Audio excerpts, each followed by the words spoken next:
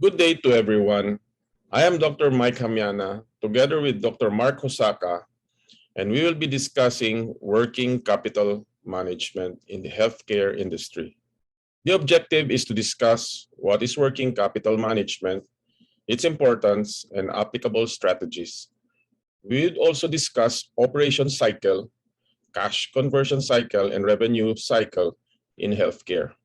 We would also briefly tackle cash and cash equivalent management as well as credit management. The first part, we will be discussing working capital management and components of the cash flow timeline and the revenue cycle management in healthcare. What is working capital management? Working capital management deals with a firm's short-term accounts, which includes its cash, receivables, inventory, and payables.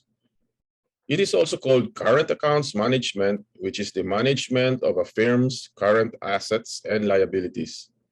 It strives to achieve a balance between profitability and risk that contributes positively to the firm's value.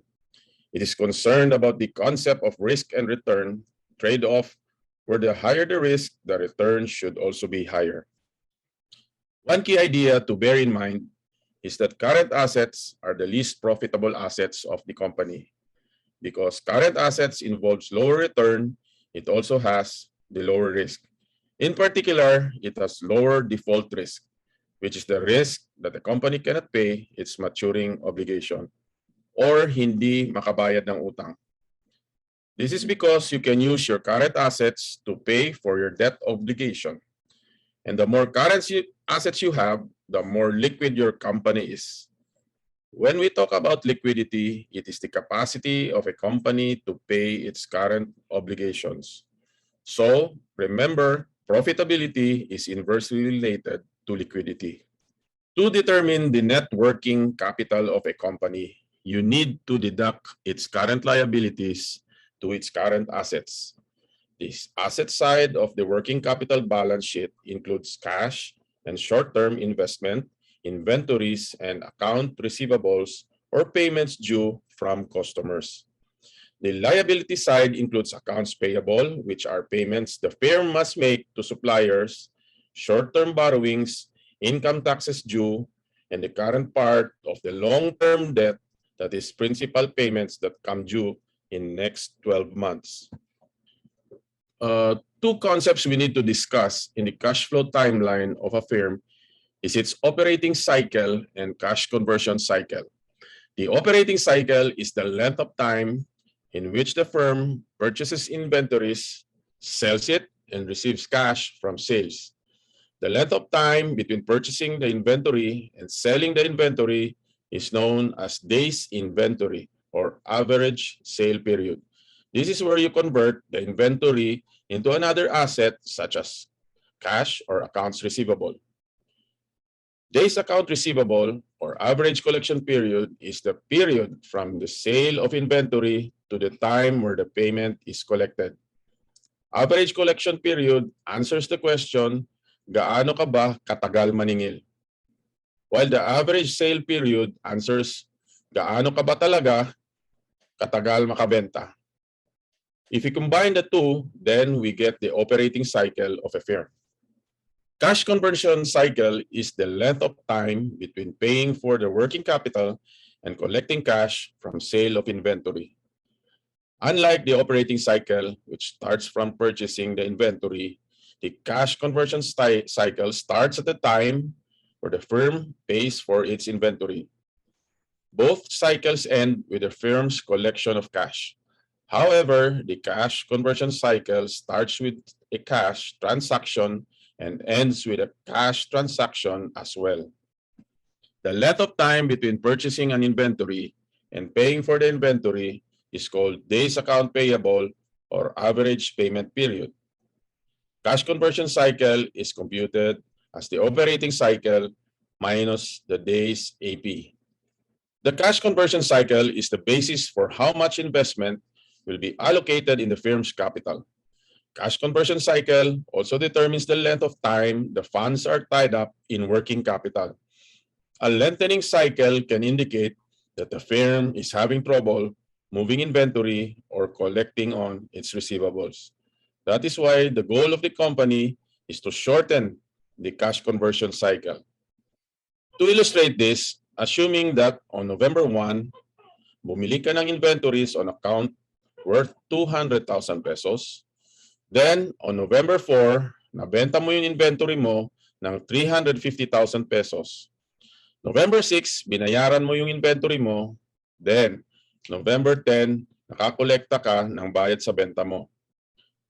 Assuming na ang pera na naiwan sa negosyo mo ay 200,000, pagpatak ng November 6, wala ng pera ang negosyo mo.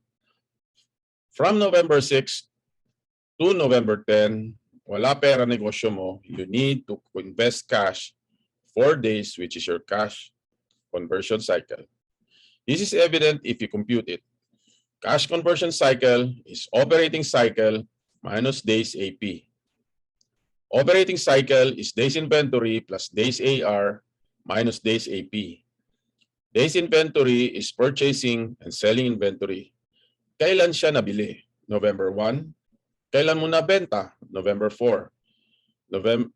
Days inventory is 3 days. Days AR is average collection period. Kailan mo nabenta? November 4. Kailan ka nakakolekta? November 10. Days account receivable is 6 days. Days AP. Kailan ka bumili? November 1. Kailan ka nagbayad? November 5, which is 5 days. Cash conversion cycle, 3 days plus 6 days minus 5 days is 4 days. Let's apply what we learned in this problem. Matumal Corporation manufactures coffee beans, produces 5,000 bags a day at a cost of 200 pesos per bag for prime cost. Prime cost is direct materials plus direct labor. It takes company 3 days from farm to packaging. Matumal Corporation allows customers 14 days to pay for the coffee beans, and it pays suppliers on a 7-day basis. How long is Matumal Corporation's operating cycle and cash conversion cycle, respectively? Assuming that production of coffee beans is steady, magkano ang kailangan i-invest ni Matumal Corporation sa working capital? Operating cycle is days inventory and days AR. It takes 3 days to convert its raw materials to finished goods. So basically, it is already saleable after 3 days, which is the days inventory. The operating cycle is 17 days. So the cash conversion cycle is the operating cycle minus days, which is 10 days. Magkano kailangan ko invest sa working capital? Ano ang basihan? The cash conversion cycle, which is 10 days. Magkano ginagastos ng company araw-araw? Ang cost ay 5,000 bags of coffee na worth 250 bags per bag. So, 5,000 times 250 times 10 days, your total investment in your working capital is 12.5 million pesos. Another concept in healthcare finance is revenue cycle management. Revenue cycle is the set of recurring business activities and related information processing necessary to bill for and collect the revenues due for services provided. The organization should ensure that patients are properly categorized by payment obligation, that correct and timely billing takes place, and that correct payment is promptly received. Revenue cycle typically has 4 phases: before services are provided, during service, after service, and continuous activities. Before service activities consist of insurance verification, pre-certification, or prior authorization if needed, and pre-service financial counseling. At service activities, claims reduction or service documentation is needed. This process ensures that the provider fully and correctly documents all diagnoses and services provided. The services are coded in accordance with the payer's claim system. The code reflects the highest legitimate reimbursement amount, and the claim is formatted in accordance with the payer guidelines and contains all required information. After service activities include claim submission and third-party follow-up. Claims denial is also being processed in this stage. The revenue cycle ends when reimbursement is received by the provider. Once revenue cycle activities are identified and timing goals are set for each activity, the provider should implement a system of metrics or key indicators to ensure that goals are met, reviewed, and improved. To illustrate the process, here is the flowchart of ValueCare HMO from receiving processing and payment to providers. Very special thanks to Dr. Kevin Ang for giving us this flowchart. We also included the revenue cycle for PhilHealth, which most government hospitals and a portion of private hospitals' revenue is coming from. We also included in the presentation the computation for some metrics in monitoring revenue cycle performance, but for the sake of brevity, we won't discuss it anymore. Now we go to cash flow management and cash management strategies. We will also discuss a little of marketable securities. You only invest cash once you satisfy the following motives in holding cash. First is transaction motive or the money needed to support the firm's day-to-day operation. Second is the precautionary motive or the firm's financial reserve. This is money on hand that the firm keeps for unexpected expenses or emergency purposes. Third is contractual motive. Examples are compensating balances. Compensating balances are the minimum balance you need to maintain in order to satisfy a loan arrangement. Lastly is the speculative motive, which is money you are saving up for future business opportunities. Float occurs when your book balance is not equivalent to the bank balance. There are two types of float. The first one is a positive float or disbursement float, where the bank balance is bigger than the book balance. This pertains to the firm's outstanding checks. Collection float or negative float, the book balance is bigger than the bank balance. This pertains to deposit in transit. The goal of the company is to maximize positive float or patagalin ang pagbabayad while minimizing negative float or pabilisin ang paniningil. There are two major strategies in managing cash of a firm. First is to accelerate collection so you can have cash readily available for usage or investment and to increase profitability. The second one is to control or slow down disbursements or patagalin ang pagbabayad ng utang. First is timely billing. Ang tao, kapag hindi mo sinisingil, hindi yan magbabayad. Second, offer discounts. Third is give your customers multiple options to pay, such as online banking that is more convenient for them. And finally is a lockbox system.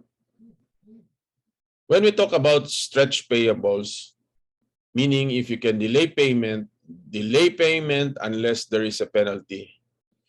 Less frequent payroll reduces the outflow of cash from the firm. You can also lengthen payment by paying through checks or drafts. Zero balance account or ZBA practice concentration banking. Any checks presented in the CBA funds will be taken from a master account, it can properly control your disbursement. You can track or trace your payments because all disbursement is coming from one account. Cash flow can be managed by preparing a cash budget, a schedule that lists a business expected cash inflows, outflows, and net cash flows for some future period. You should also prepare the cash break-even chart. Here, you should compute the cash break-even point, which is fixed cost minus non-cash expenses, divided by selling price unit minus variable cost per unit. Finally, you need to determine the optimal cash balance using the Baumol cash management model. Ginagamit ang Baumol model kapag may pangangailangan sa pera at yung pera na yon ay kukuhanin mo by selling securities or investments. When you are selling marketable securities, there is a transaction cost and opportunity cost. Always remember that the two costs are inversely related to each other. Here is a sample case. Ang Kuripot Incorporated nangangailangan ng pera worth 15 million pesos for 1-year operation. Kuripot Incorporated plans to meet its cash requirements by periodically selling marketable securities from its portfolio. The firm's marketable securities are invested to earn 6% per annum, and the cost per transaction of converting securities to cash is 50 pesos per transaction. Determine the total cost, which is the transaction cost plus opportunity cost. If the transaction size is 200,000 pesos and 300,000 pesos respectively, transaction size naman is the money you get from converting an investment into cash. Here are the formulas we need to solve the problem.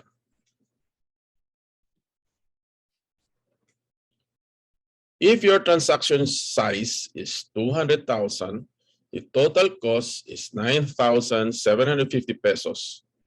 If transaction size is 300,000, the total cost will be 11,500. Notice that the opportunity cost becomes bigger with bigger transaction size, while the transaction cost increases with the smaller transaction size. The goal of this model is to determine the optimal cash balance or optimal transaction size. The optimal cash balance or transaction size is reached at a point where total cost is at their minimum. The optimal cash balance and ang magge-generate ng pinakamababang total cost. Here is the formula to compute for the optimal cash balance or transaction size.